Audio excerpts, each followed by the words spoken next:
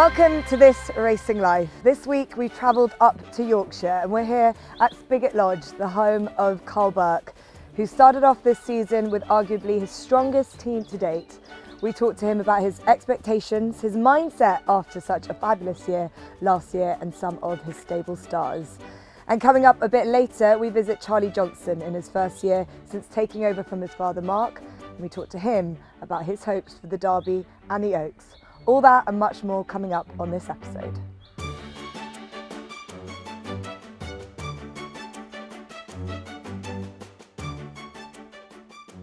Going back to the winter of, not the winter just gone, the one before, everything, you know, we knew we had some nice horses going into the winter to run, some proper horses to run on the all-weather and target some of those good all-weather races, and they all hit their targets, so it was a great start to 22. And that sort of, then you were wondering, well, what's going to happen in the turf, and it just kept happening. This end of the, this winter, I knew we didn't have the quality of all-weather horses, and not even the numbers. So they performed well enough, the all-weather horses, and we had a few winners, and that then. But we had a lot more to look forward to on the turf, I think. So it was slightly different.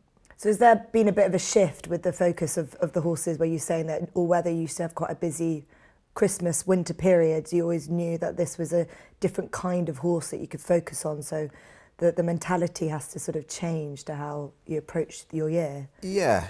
I think it's fair to say the yearlings that we got sent at the end of 22 and through the winter, the 2-year-olds that we got sent, they're a lot more later developing horses, so that changed our pattern. But that said, we still have got a large number of sprinting type 2-year-olds as well, and touchwood some good ones as well. So although the majority of the 2-year-olds are later developing types, and for the first time really we've got Dubawi yearlings and Galileo yearlings, and there's some really nice stuff there to look forward to, and obviously you give them a little bit more time to develop. Yeah, and with the numbers growing and having the big owners, the big pedigrees, do you see that as a confidence in your yard, or do you add more pressure on your shoulders? How does Karl Burke's mindset work with those added big names? When it's going well, you're full of confidence, but as I say, March wasn't particularly nice after the whole team worked hard through the winter and preparing these horses. And I'm a great believer, whether they're early 2-year-olds or late developing 2-year-olds, you give them a good grounding. I think the system we have in place and what we do with the yearling stroke 2-year-old, early 2-year-olds in their early part of their 2-year-old career, it gives them a great grounding. They're not rushed, but they're well educated. And as you're educating them, you're developing muscle, you're developing their minds. So we put an awful lot of work into those winter months, and then when the horse's form dipped in March, that can get very frustrating. You wonder, geez, you've lost all that sort of preparation. But thankfully, the horses came back. There was a little bug going around the yard, and I think a lot of yards up and down the country have had it. It's been a strange winter. And with the numbers that you've got, you've built. Last time I was here, I'm not sure how many numbers there are. It's sort of 150 odd. Is it difficult to say, actually, no, I need to stop at this point, or is there a temptation there to keep going until you really feel overdrive? The temptation was there for sure, but I mean, we had 128 boxes here last year, 129 I should say, and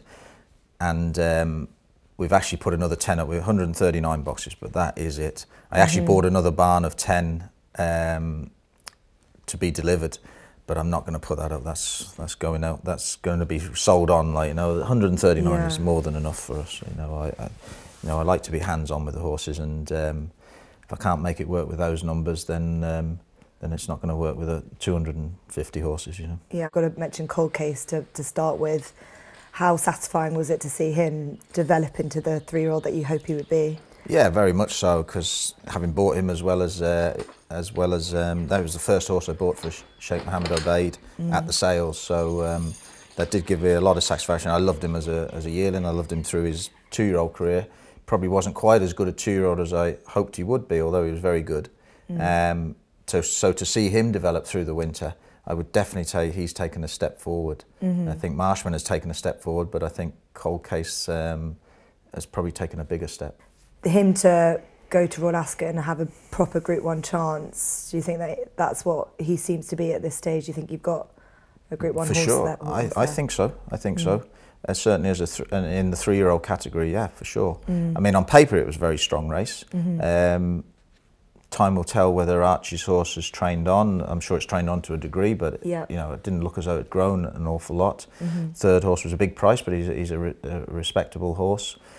We didn't go there 100%, so I would have slight doubts on how good the race was. I didn't expect us to do what we did. You know, I thought we'd run a good race. He suffered with a quarter crack there sort of a month before the race, and missed a good sort of 10 days work. And he's quite a, as you said, he's quite a big gross horse, and he'll definitely come on for the race, and from what we've seen at home he has come on for the race, so the Sandy Lane will tell us a lot. One horse that missed the Guineas was Electric Eyes, who we've seen here. How is she? Because there was a lot of excitement around her. She brings brilliant form from her 2-year-old days and possesses a lot of you know, potential. What's been happening with her? Yeah, it was a shame really. I mean, the winter went really well with her. Prep was superb up until the Friday before the Guineas. Did a last piece of work, and she, you know, Danny came in to ride her, and she just didn't work. I mean, albeit it was in fog and we only saw a furlong of it, but you could tell the lead horse, you know, she couldn't get past the lead horse, so that was very unlike her. She scoped very dirty afterwards, but go back 3 or 4 days before the final gallop, we came out, I think it's Tuesday or Wednesday morning, and she had a little bit of a crusty nose, so we stuck a scope down her, and there was food going down the wrong track, and we just put it down to that. The vets put it down that she probably wolfed some food down and it's gone down the wrong pipe, basically. So we worked her, and obviously she worked badly. We scoped her again, and she was very dirty, but we were still convinced, and the trachea wash told us that it was food had gone down there, but probably got a little bit of infection as well because of it. Okay. So we just had to give her a nice easy week, and hopefully, fingers crossed, we can get her right for the Irish Guineas. Yeah, she's obviously a horse that has, you know, she's sort of later maturing last season, but she's one that you've seen develop from 2 to 3. She again, model wise, always going to be about a 3-year-old anyway. For sure, she was a huge 2-year-old. She didn't make a debut until Thirsk. I think it was September time nearly, was it? And no, she's a lovely horse though. She gallops. A lot of similarities to the other good Sayuni we had in Lawrence. I was going to say, yes. As in size and stature, and I mean, that's a big ask to say that she was similar to her, but Lucy, my daughter, rode both of them regularly, and she's always loved Electric Eyes, and you know, she's got that big powerful stride. If anything, she's more of a powerful mare than Lawrence was. So yeah, she's an exciting filly to have. We just got to get her right. Yeah, the very similar silks, same silks, but very different fillies dramatised, and was able to bring you on a brilliant journey all the way up until the Breeders' Cup. I'd love to just ask about that performance in the Breeders' Cup, because I thought she'd got there. Maybe that little half a furlong just extra might have found her out. Would that be fair to say? 100%. When she hit the front, Ryan gave her a great ride, got a great run round the inside, took it up with half a furlong or a furlong to go, and I thought we had it, and she quickened a length or so clear. Basically got outstayed by a decent colt who'd proven his stamina before, but yeah, I must admit I did think we had it won when she hit the front. But she's a very good filly, and the trip, as I think I was saying earlier, the trip to the Breeders' Cup really made her grow up. You know, it made a woman of her, basically, and she came back. You know, out there she sort of, you could tell she'd changed, and she came back. And we always bring the 2-year-olds down. The barns that we have here are all full of yearlings. The yearlings go in there and stay in there as 2-year-olds, and then as they get older, the 3-year-olds come down into the main yard. So she came back from the Breeders' Cup straight into the main yard. And you know, after she had a rest at Brampton Court Stud, obviously, and when she came back, she was in the main yard, and straight away her character had changed. You know, you can tell she's much more mature and grown up. Yeah. And that's the way she's training. I always think 3-year-old sprinting fillies, it's quite a difficult season for them, can be, because there aren't that many 3-year-old filly races, are there, for her? 100%. So she's got to go and mix it with the big boys now. What's the route for this season going to be? She's on target for the Temple Stakes, and that's her prep run for the King's Stand. I mean, Temple Stakes hopefully will be a winnable race. King's Stand will be tough, but you know, that's the route we'll go. And then I would, all roads lead back to California, basically, for another challenge at the Breeders' Cup. which should suit her better around Santa Anita. It's 5 furlongs around there rather than the 5.5. So that's her main target. Nunthorpe is obviously a good target for her, especially with it being York for the owners. And Flying 5 is a possibility. Abbey would be, I would imagine, be out because it's too close to the Breeders' Cup. You mentioned to me as well, the relationship you have with Shaker Bade is obviously very important, but with Clifford playing such an important part of the yard as well, riding his horses more regularly, especially the likes of Cold Case, must be a big benefit to you with the younger horses as well, that you've got your own rider on his horses as much as possible. It is, yeah. I mean, Cliff, you know, he's still learning, but he's gained a lot of confidence from riding better horses.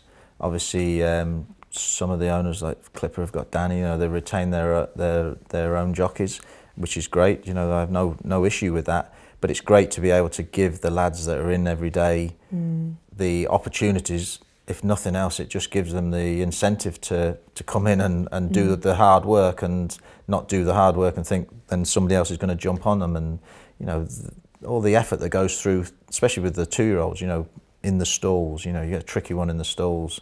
You know, you're not going to get the retained jockey coming in and working hard on those. And Cliff's as brave as a lion, and so is the other lads in the yard doing all that hard graft. So it's great, even if it's only now and then, you're able to give them an opportunity on good horses. And of course, if they do well, then as Cliff has on Shaker Bade's horses, then Shaker Bade is happy to use them. Yeah, and I can tell there's a fire in his belly as well. He said he just touched off to get that Group 1 last year. He's had his handful of Group 2s now, but there must be a real team spirit, team fight for yourself as well to get the Group 1, but for him to get that monkey off his back too. Yeah, it'd be great.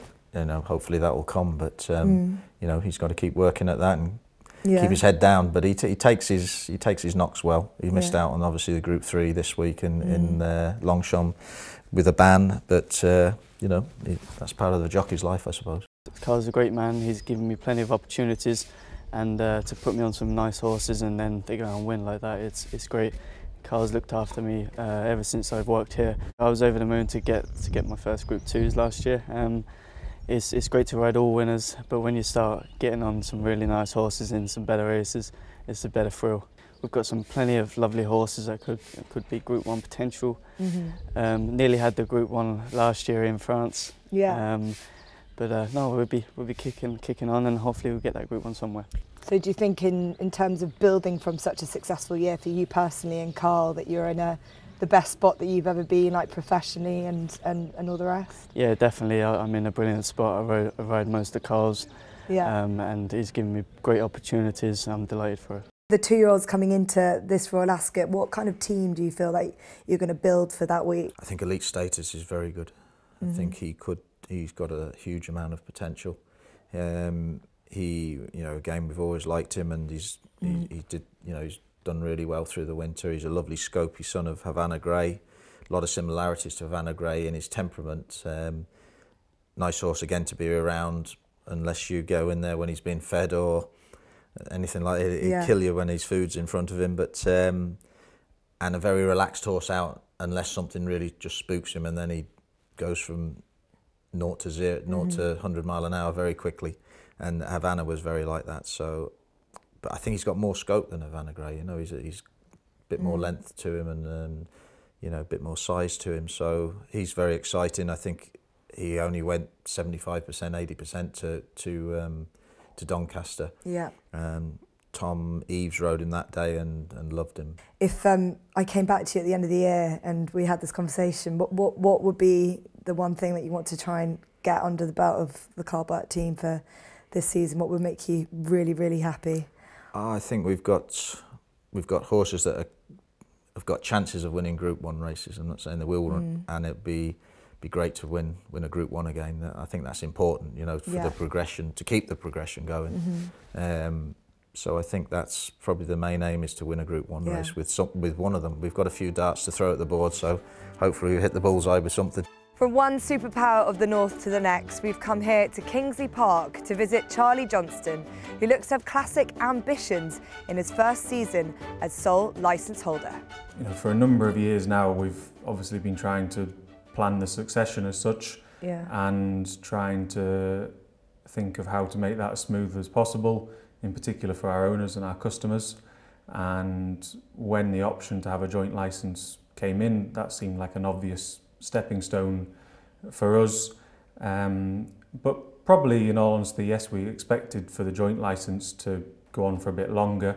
But I think Dad just felt it wasn't really doing what we wanted it to do in some regards. Mm-hmm.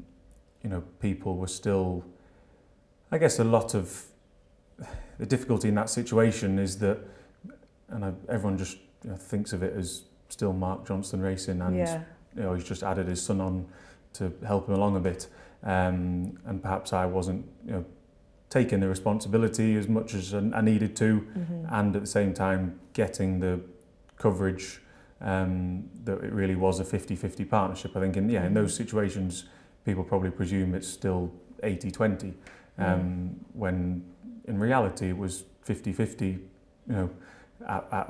at worst. So we have quarterly board meetings, and in November of last year Dad said, I think the best thing to do was for, as of the 1st of January, for it to be in my name. And we tried not to make a big song and dance of it, and that's why no one really knew until after Christmas. We'd spoke to all our owners through the middle of December, and we probably didn't plan it brilliantly, because I think it first came out on about the 29th of December. I was being groomsman at a friend's wedding in Ireland. Mum and Dad were away for New Year, and all of a sudden everyone wanted to talk to us, and we weren't there to be talked to. But we wanted to, the key was that it's business as usual, but at the same time, I'm now, the face of the business to drive things forward for the future. Are you enjoying that part of it, that added responsibility that it all falls down to you? Yeah, I think there's there's an added sort of seriousness to the results. You feel it now at the races that not that they ever didn't matter before, but I know now that when they run badly, the buck stops on me, and I've got to find an explanation for it or a plan going forward to rectify it. So there's certainly a bit of added pressure there, but I'd like to think that's something that I will take in my stride. Mark, your dad's always been a very measured man. When he speaks, you listen. His approach is always very considered. Is that a big learning that you took from him sort of growing up? For sure, yeah. And I think I would like to think in that sense of things, in terms of assessing races and discussing performances and plans for horses. I will be every bit as insightful. Whether I will have quite the same strong views on industry matters and be quite as outspoken on those, I'm not so sure. I've often wondered whether was that a positive or a negative for our business, that he sort of got a reputation as someone that could start an argument in an empty room. I don't think many people will see me in the same regard, but I think that sort of it comes with the territory that as he's become a leading figure in racing, that people look to him for his opinions. But I think for me, in the short term at least, my focus is going to be on my string and my results. And it's obviously, it's an operation, this. It's not just a yard with horses. You've got a real, I've just seen it, it's military, it's so organised. And the people that are here, met Jock, what legend, they are so integral to it. Nothing has changed in that respect. You must fall that back to them so much. Yeah, I think, that's a luxury that I've got now, in that, there's, Dad's been in this for 30 years, and he's put the systems in place to try and make training horses on this scale as efficient as possible. So all the systems in terms of our colour chart, our list, those are things that have been in place for a number of years now. And as you say, we've got senior staff below me in Jock Haley and Andrew Bottomley that have all been with the company for more than 25 years. So there's a wealth of experience there beneath me, and we like to think that all our staff, when they clock in at 6:15, they know exactly what's expected of them for the next 6 hours. It's all laid out there for them in front of them, and as a result everything should run very smoothly through the morning. And it's obviously reflected in the horses. I imagine you've got a lot of confidence out of last year with the joint licence with horses like Dubai Mile. I know it felt like he was really your horse. That was the one that you were campaigning so well. You took him over to France, you got that Group 1. Was that personally very satisfying for you as a trainer? For sure, yeah. My first Group 1 with my name on the licence, and Ahmed Al Sheikh has been very good to me in that he's always involved me very heavily in the planning of the campaign of this horse, and me and him would speak a lot about the horse, and so as a result, as you say, I got plenty coverage off the back of him, and to have I needed a horse like him in my first season with the sole licence. You need a horse that's going to take you to the big days and hopefully put you on the big stages, and his season opening was a positive one, and it gives us lots to look forward to for the year ahead. Did you always think and hope during the winter period that this was going to be the Derby horse, or at least he was going in that right direction as he was developing? For sure, I've always seen him as a Derby horse. I'd say always, probably since the Royal Lodge. I think we'd be lying if we went to Redcar first time out thinking that we had a Group 1 winner on our hands. He was a €20 buy from the Orby sale, from Lady O'Reilly, and yeah, I think one of his maybe his biggest assets is that he's quite an under the radar horse at home. He would never have worked so exuberantly that we were expecting big things of him, and he ran a bit like that first time out. He was quite green at Redcar and finished 4th. But ever since then, all he's done is improve, and obviously once he'd been placed in a Royal Lodge and won his Group 1 over 1.25 miles, you're automatically dreaming of classics over 1.5 miles. And maybe in contrast, I don't know if that's harsh to say, Dance of the Grass is a different kind of prospect. Obviously, he's still got great credentials for the Oaks, but slightly less mentally mature in that respect, but is definitely going the right way. Yeah, she hasn't had quite the same racing at that level that he's had. She was obviously very impressive in her first 2 starts last year, and then the wheels came off a little bit towards the back end, and she was probably just such a light, immature filly at that point that what we were asking her was a bit beyond her, really. I thought she ran a bizarre yet phenomenal trial in the Guineas. I had basically given up all hope at 3 furlongs out and was trying to think of what we were going to say to the owner in the debrief, because she looked like she was going to be tailed off. Yeah. And then she ran a pretty extraordinary last 1.5 furlongs from the dip to somehow finish 5th. Again, we went there in the knowledge that this test probably wasn't best suited to this horse. She's by Cracksman out of a Sir Percy mare. There's tons of stamina in the family, so she'll be a completely different proposition over 1.5 miles. It's great to hear that Joe is obviously such an integral part, and getting that feedback must give you so much confidence. How important is it been to have him back since he came back from the injury, and just knowing that you can rely on that information at this point of their 3-year-old career? He's a huge help at home, a massive help.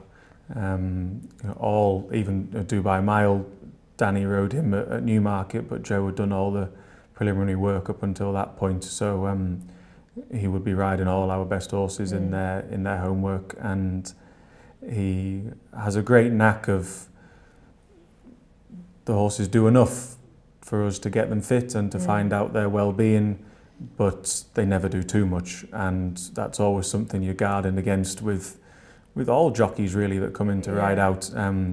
There is a tendency to treat gallops at home like a race. They're not a race, and we always save the race for on the racecourse where it matters. And Joe's, as I say, he's great at that, in that the horses always do enough for us to learn and for them to get fit, but never too much, in that the engine's safe for when it matters on the track. Subjectivist we've seen you riding today, he's obviously has a very important place in your heart, being that Gold Cup winner. How important was he with your mindset getting back to fitness, knowing that he was on the way back and that you'd have that partnership to retain when you were back from injury as well? Yeah, sort of like from last year, that was his aim, was going to Saudi, so that was my main aim, to get back probably a couple of weeks before he ran there. So yeah, it was sort of him that got me back as quick. It's a testament to the Johnstons that they've got him back, and I've seen what he's doing in terms of his training regime to get to the Gold Cup.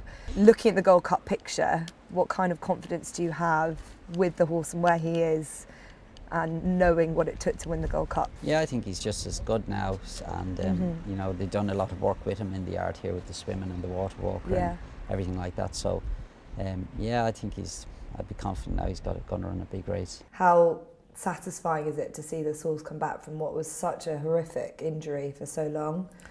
Yeah, Joe actually rides him nearly every day. I don't think there won't be many jockeys that come in just to canter a horse. But he went, I think, having been off for so long, he got quite keen at home, and that probably bore out in how he ran in Saudi. He was just too fierce. He was very fresh, and we got indications of how it was going to be in the days leading up to it. He was really keen on the track, cantering the days before the race, and then he was just far too fresh in the race. So, you know, Joe being on him at home since then a lot has been a big help, because Joe was only just to say back riding 10 days before Saudi. It was a much better performance in Dubai, and unusually emotional to to see him being back at that end of a top level race. It was really special. He's a horse that means a lot to all of us, and as you say, there's been such a journey. There was sort of probably large parts of 2021 or that autumn where we thought, we were strongly considering any offers that came to the table for him to be retired as a stallion, and it looked for a while that he might never come back. So to get him back and to be competitive at that level was fantastic. And now it's the horrible part of wrapping him up in cotton wool to get to Ascot. Fair play to our vet, John. I'd say he knows subjectivist legs better than he knows his partner Emma's, because he checks them morning, noon and night. And yeah, we're now sort of 6 weeks away, but all roads lead to the Gold Cup. It leads us nicely onto the ideas of Ascot and Goodwood. Goodwood specifically, historically always been your dad's meeting, and I'm sure you grew up loving it as well because of that. Will you be targeting Goodwood, obviously Ascot, especially in the same truckload as you do bringing horses back down south? Yeah, I think we've always been keen really to try and target the 4 major summer festivals. They come at a nice interval in that you go from Ascot, you have 3 weeks to Newmarket, to Goodwood, and then on to York. And as York continues to pile huge amounts of prize money in, you have to target that meeting as well. So yes, we've always been synonymous with Goodwood, and being leading trainer there that week is always sort of a real target for the season. But we have to target all 4 festivals, and the dream would be to have a winner at all 4 of them. Really, I think that they are your showcase meetings, the places that you get the most coverage, and the places that you want to be competitive at. So we'll be aiming to take big teams to all 4 and to have winners at all 4. We'll always strive to grow and progress. We never rest on our laurels. As soon as you aim to stay still, you'll fall backwards. So we're always aiming to drive forward, to drive to be better, to have more winners, better winners, and that will continue to be the ambition for a long time to come. Thank you to everyone at Karl Burke's and Spigot Lodge, and to Charlie Johnston and all at Kingsley Park. Thank you for watching this week's episode of This Racing Life, and we'll see you next week.